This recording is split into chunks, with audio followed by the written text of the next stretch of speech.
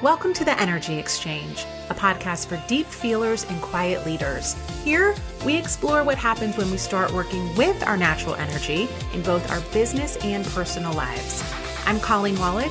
I'm a highly sensitive professional who spent years untangling patterns of overthinking, people-pleasing, and playing small just to feel safe. Now, I help others like me step more fully into their power without losing the superpower of their softness. We don't have to be loud to be seen, and we don't have to push to be powerful. Everything is energy. Let's start this exchange. Welcome into this week's episode of the Energy Exchange. Today, I want to talk about healing culture. I think it's really cool that we have so much language now around healing, nervous system regulation, attachment styles, childhood wounds, triggers, all of these things that help us understand ourselves and how we show up. We are, I think, collectively becoming more emotionally aware and much more open to recognizing why we show up the way we do and what parts of us might be contributing to the things that we say we don't want anymore in our lives. That awareness is important, but there's a shadow side to the modern healing space where healing can become another achievement project.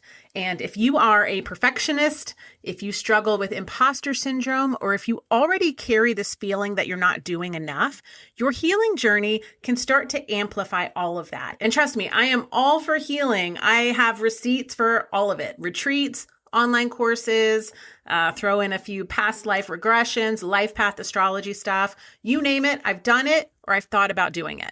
All with the hope of understanding myself better and becoming a more healed, confident version of myself. But it can have us feeling like we always need to be working on something. And then after spending a lot of time working on a pattern or a wound or a trigger, if you get activated again, it can feel like proof that you still have more work to do. So now you're not just having an emotional response, you're measuring it. You're asking, what does this mean? Did I go backwards? Why is this still bothering me? And it creates this self-monitoring of where we sit on the scale of healed versus unhealed. So that's what I want to talk about today because I feel we've started treating healing like it means we should eventually become untouchable. If we do enough work, nothing will steer us off our path, nothing will affect us, and we'll never get activated by the same things again. But that seems impossible. Healing for me has become much more about capacity. That feels like a more honest conversation and more rooted in the reality of how life will show up for us. And here's where I think it gets sneaky, and I alluded to this in the opening, but healing can become another achievement project if we're not careful. And this is especially true for people who already tend to turn everything into proof of whether they're doing well enough. And if you have that perfectionist streak, if you feel like you should be further along by now, the healing space can give you endless material. There's always something to work on, another wound to uncover, another pattern to name, another nervous system response to regulate. Naming the wound doesn't mean you're doing the work to resolve it. And this is where a lot of us get stuck because we can explain ourselves really well. Oh, that's my attachment style. That's my trauma response. That's my childhood wound. Or this is why I shut down. All of that might be true, but knowing what the pattern is doesn't automatically mean the pattern's changed. Knowing why you shut down doesn't mean you can stay open. Knowing why you people please doesn't mean you can tolerate disappointing someone. Knowing why you get activated does not mean you can stay grounded when the activation happens. There's work to do. I have personally found a lot of validity in that language for myself. Sometimes having a name for something is the first time you can actually see it clearly. But I do think there's a point where the healing work can start to feel like a treadmill. Like you're always supposed to be getting better, becoming more aware, more regulated, more healed. And then when the thing comes up again, when we get triggered again, or when we react in a way that we thought we had outgrown, it can feel like, well, shit, I guess I'm not healed from this. And that's where healing culture can get a little weaponized. Like we do that to ourselves because we're no longer just feeling the feeling, we're evaluating the feeling.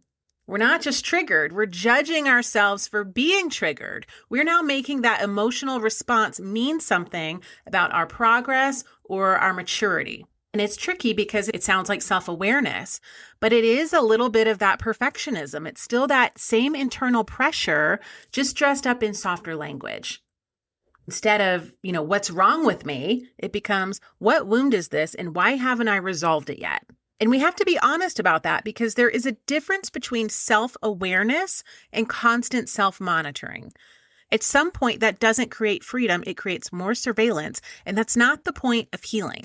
One thing that I find really interesting about healing is that it's easy to think that because you've removed yourself from a situation, maybe you've cut someone off, you moved to a new city, whatever you're doing, it's easy to think that you're healing. Real healing happens in relationship.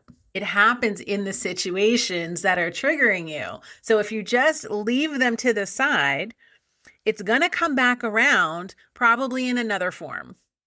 Right now you feel good because nothing is touching the wound. And all it takes is for some new environment or new person to activate the same thing. And all of a sudden, oh shit, here we are again. I love a retreat. I love solo travel. I love wellness spaces, programs, all the things. But sometimes those really highly curated environments create this temporary nervous system relief because nothing is touching the wound. You're in a beautiful place. You're eating nourishing food. You're away from your normal stressors. Nothing's disappointing you. Nothing's misunderstanding you, poking the old story, or asking anything hard of you. So of course you feel regulated. You feel clear. You're like, wow, I'm working through this. I am healing. And again, I'm not mocking that. I think those spaces can be incredibly supportive.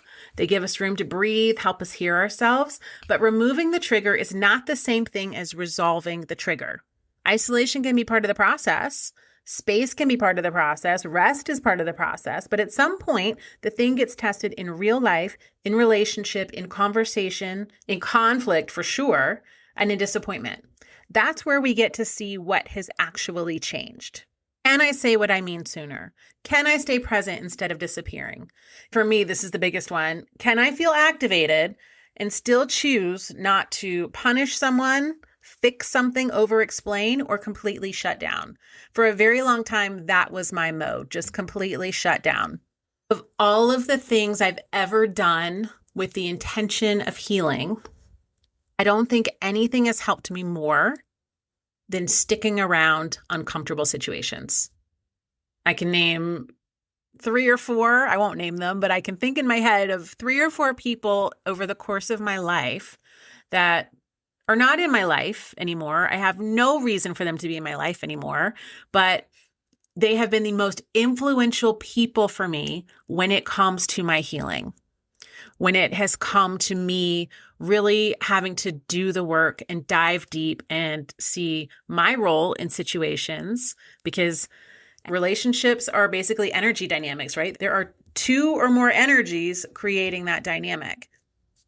So yes, some of the work happened in isolation, but the triggers happened in relationship. And what I couldn't heal within that relationship, what I took with me in my solo work, it showed up again in other relationships. Now I had more tools and I could work through it. And maybe it still wasn't quite there yet. And it'll show up again in another relationship and it gets worked through a little more and you just keep chipping away.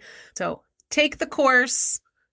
Go on the retreat. There are lots of tools to be had that can create awareness around these things, maybe things that you want to dive deep into and understand more about yourself and how you show up in these dynamics. We have so many tools now that can help us make sense of things. We have language that can feel really validating, but awareness is not the same thing as integration.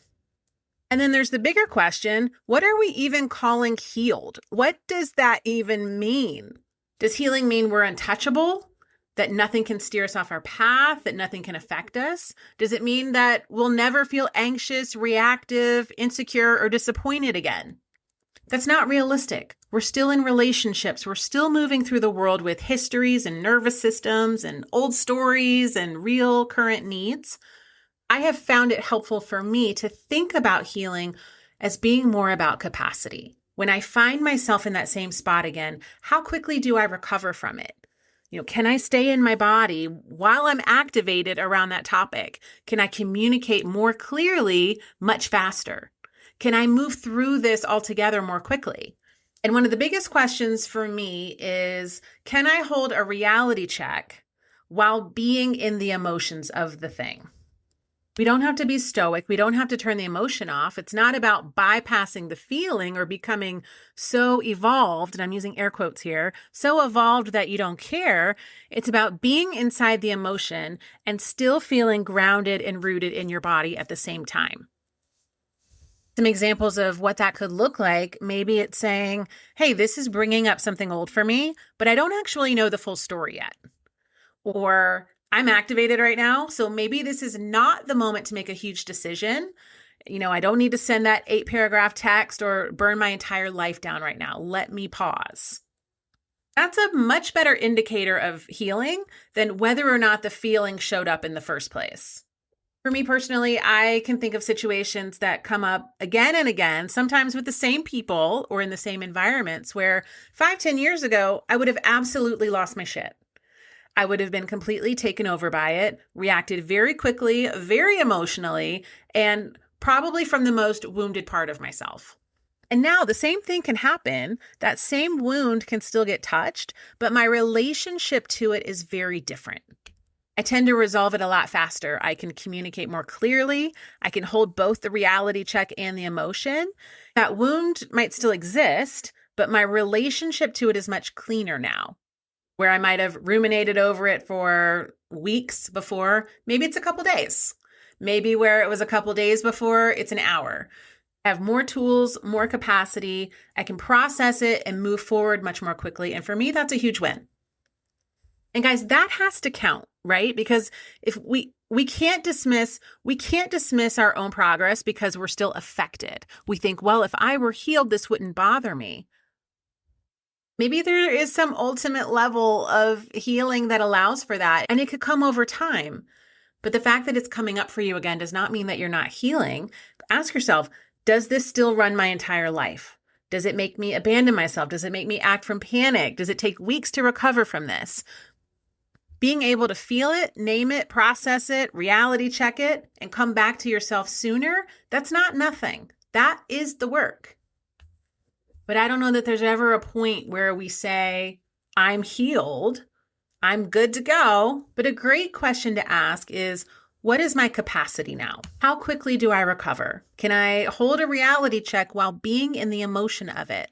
Can I feel the wound without letting it run the entire show? Or can I be activated about this without making that mean that I'm back at square one, as though I haven't done any work on myself? Healing does not mean that you won't get triggered again or that nothing will ever affect you. It doesn't mean you become this untouchable, perfectly regulated person who just floats above the human experience, although a lot of people would like you to think that that's what's happening for them. It might just mean that the wound isn't as deep, or that you have better tools, or that you recover in hours instead of days, days instead of weeks. It might mean you can process and move forward more quickly. All of those are huge wins. So when something old comes up again, the first question doesn't need to be, why am I not healed from this? It's, how am I relating to this differently now? The activation coming back does not mean that your work failed. It just means you're getting another chance to practice the work in real time. And that's what healing actually is. Not becoming untouchable, but becoming more capable of staying with yourself when something touches the wound. All right, I'm going to leave it there. If this episode spoke to you, I would love to connect with you on Instagram. You can find me at the.energy.exchange. That's exchange with an X. That's all I could snag on Instagram. I would also love it if you'd leave a review. That helps other like-minded people find this space. All right, guys, thanks for listening. I will chat with you next week.